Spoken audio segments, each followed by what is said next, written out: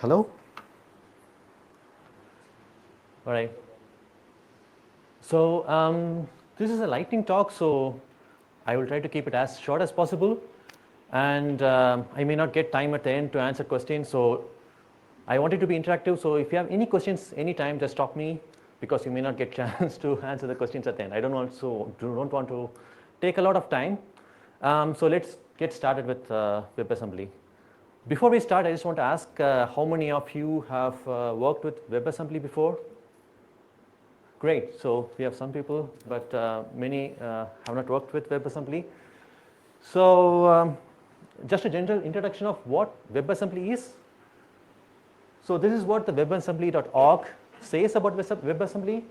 So it's a binary instruction format, and it is a portable compilation target. So what do these two terms mean? Basically, binary instruction format, it's kind of like assembly. It's a binary format that you can run in many browsers, and it is also a portable compilation target. It is language agnostic, meaning like you have this module.wasm, which is the binary target that you can compile from, let's say, C++, but it is also language agnostic. It's an open standard. You can use Rust. Basically, you have so many languages like Go, C#, every language that you can think of can compile to WebAssembly. And WebAssembly can be run in all the modern browsers, right?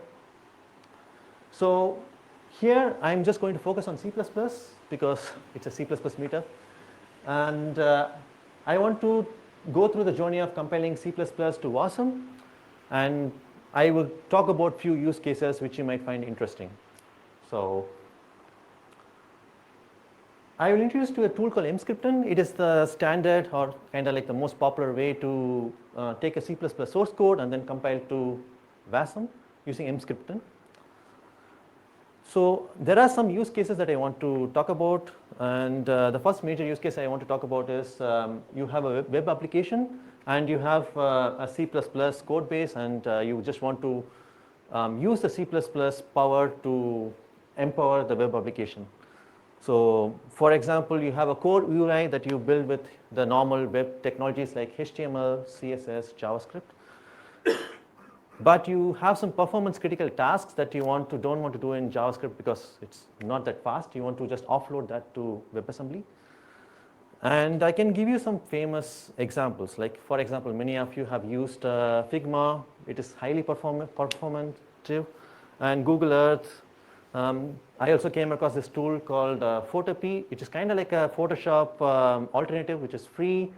You can just run it on your browser, no installs required, and you can just upload any images and then edit and then just download images. It doesn't have any servers. It just runs everything on your client side. I have a demo prepared for this. It's kind of like a graphing tool. So this is just a small demo where I have all these blogs and links, and you see a peculiar shape with the lines here. So these lines are called Manhattan lines, meaning like you always want to have right angles. For example, here I'm just adding a line from one block to another block. You see it has this shape, and whenever I move block, the links are kind of recalculated. It is a very kind of like a performance intensive task to do in JavaScript.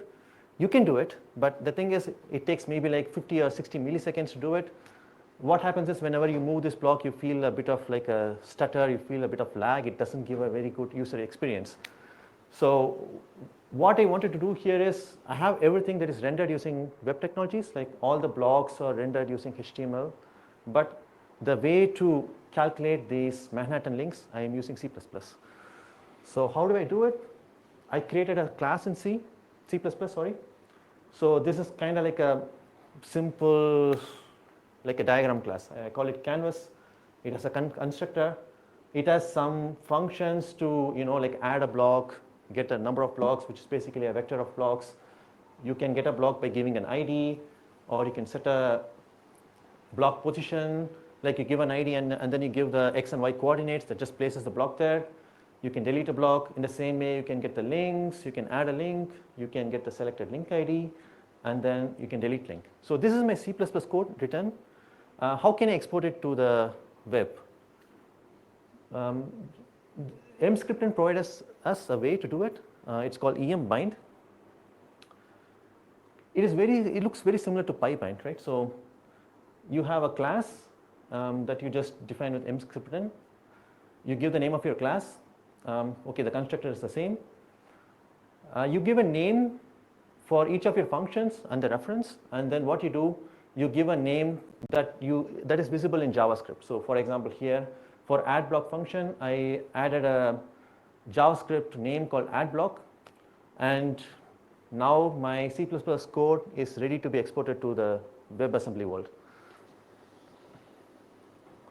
So I have this C++ class that I have in this C++ source code.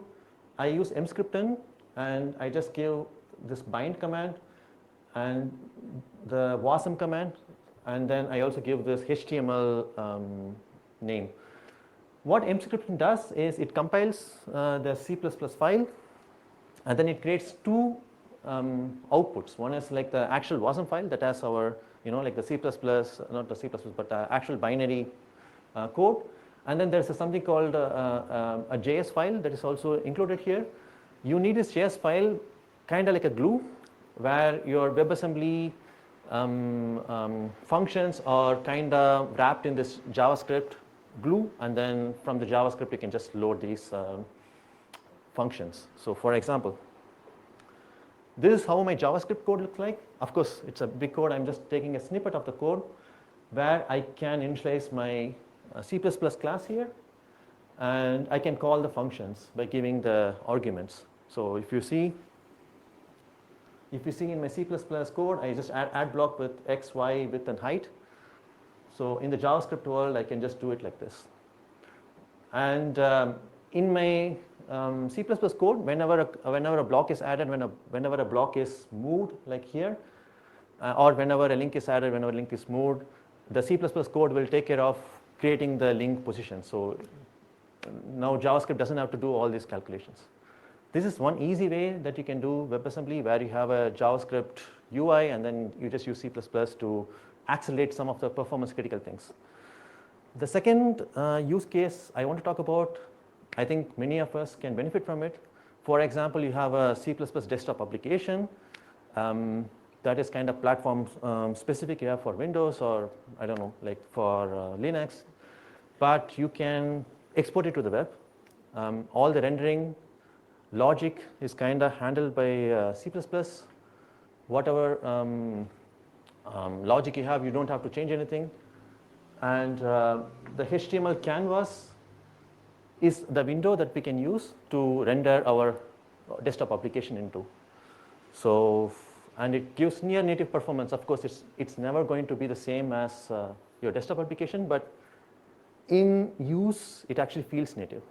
So you can also do it. And of course, an advantage is you don't have to install. For example, I have a desktop application. Someone across the world just has to use it. They don't have to install. They can use it from any device like Windows, Linux, whatever. As long as they have a browser, they can do it. So I had a schematic visualizer that I did sometimes back. That was a desktop application. So I'm just going to port it to the WebAssembly world. So this is just a simple example where I have the schematic file as a big JSON. I just load it, and everything is rendered using InGUI. So it's an OpenGL thing where I have all these context things that you find mostly in desktop applications. It's highly performative. It loads all these huge schematic files. These things are rendered in using InGUI actually. This window is actually rendered using InGUI. And I have all these different, links and everything working. So if I click a thing, click an item, I have context menu. I click on some of the links, it will provide you like context, like which sheets it is used. So this is a desktop application. I was able to port it to the web. Just a quick snippet of how this looks like. I think some of you might have used InGUI.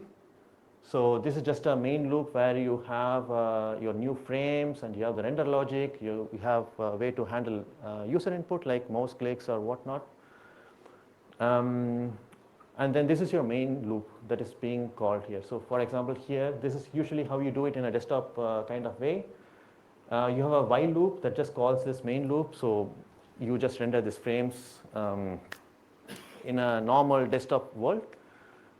If you use mscripten, all you have to do is, instead of calling this main loop here in a while loop, you just use this mscripten set main loop, and then you give your main loop here.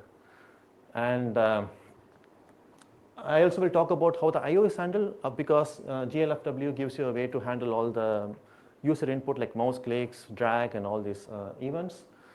But in mscripten world, you can actually export your I/O logic as an external file that mscripten takes, and then it just generates the JS glue that you can use from the JS world to call this I/O stuff, right? So this is how it actually works. You have your ImGUI WASM application. That is your desktop application with all the logic. It generates the JavaScript glue, and it communicates to the WebGL and then to the HTML canvas. So it is rendered through this pipeline. And JS mouse events, similar to in my previous example, where in JS you can have on-click events, and then for the on-click events you just call the glue function, and all the events, even for the file upload. I uploaded a huge JSON file. I just called this function, and this function was able to communicate to the JavaScript glue back to the WASM file.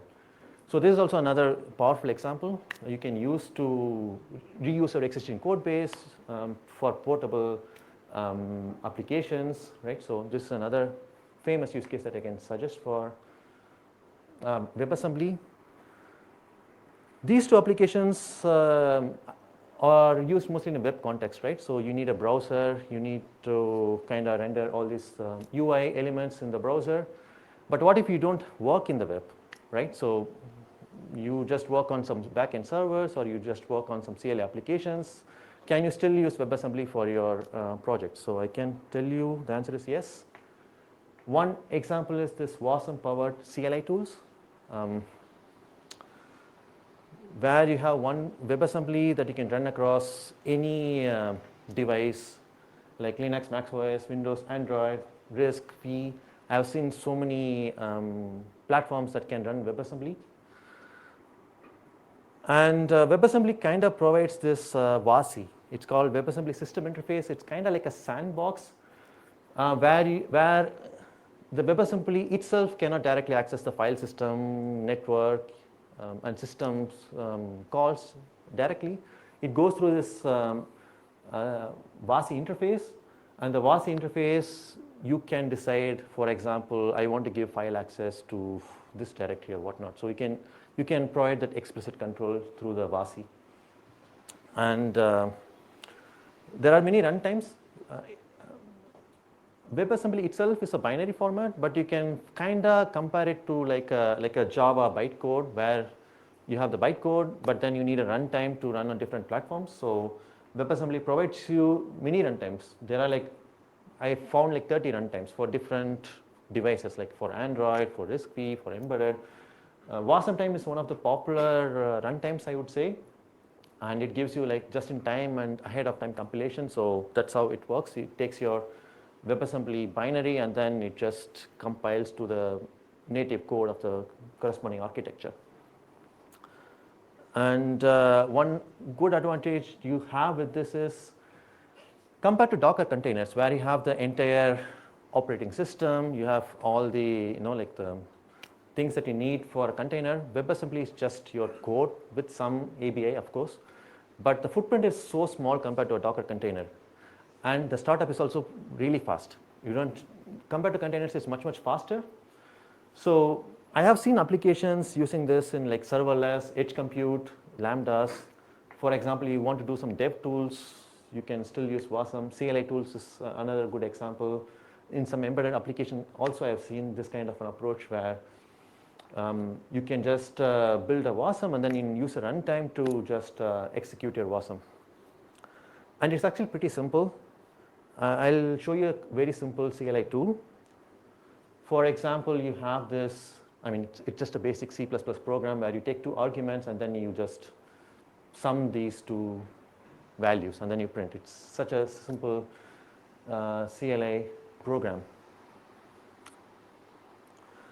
And for this to work, you can also use mscripten like before, but the actual recommended approach is use a WASI SDK. So it's just LLVM client that is configured to this WASM32 WASI target. I'll talk a little bit more about what this target means, but yeah, you can use this WASI SDK, and it kind of bundles everything that you need.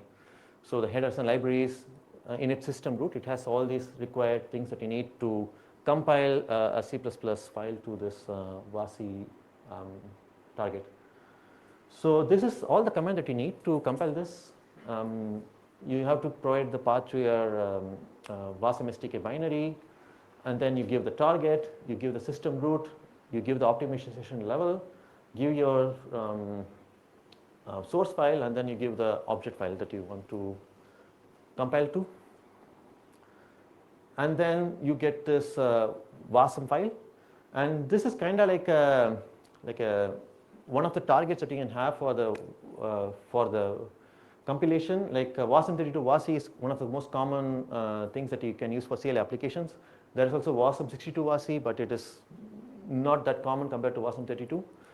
And for example, for mscripten, it will be WASM32 unknown mscripten, where unknown is kind of like the one of the target triples. And we use WASI SDK because it's a CLI application. We only need some APIs for the IOs and file system, etc. For mscripten, it will provide you OpenGL, STL, and all those APIs that you might want to use. So here, I would recommend using WASI SDK. You just compile this, you get the WASM file. And regarding to the APIs or interfaces that I talked about, WASI currently has this in its 0.2 version, where you have some file system, CLI, sockets, clocks, and all these things that are currently available that you can use in the WASI interface. So we have this compiled WASM file. We need to execute this, so we need to use a runtime. As I said before, WASM time is one of the most common runtimes that we can use for WASM. So it has just-in-time compilation, so you can just run like this. WASM time run, give your WASM, give the CLI arguments, and then it will run. So it takes a little bit longer because it's a just-in-time compilation, but you can also do ahead of time compilation like this. So for example, you can compile, I actually missed a command. So here, instead of run, you just have to give compile, and then you have to give the object file. So I missed that command. But basically, you have the ahead of time compiled CWASM, where you can just run using this command, and it will be a little bit faster. So for example, if you have, I don't know, like a server backend or like a Lambda or something, you can always pre-compile for the particular target, and then you can distribute. So it will just save on your latency. So these are the 3 most common applications that I want to talk about. There are also other, use cases. So for example, I'll come out from this. But in the WebAssembly,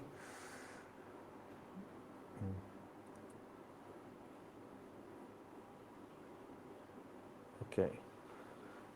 Yeah, but I want to show you this.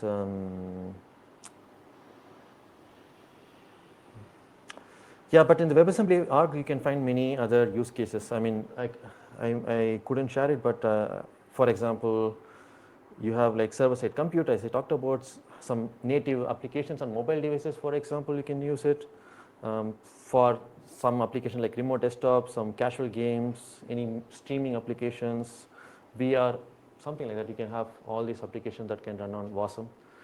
So in my opinion, I feel like WASM, many people can be find beneficial in their, at least in their internal development. So yeah, Every time I used it, I always find some use for it. So, yeah, any questions?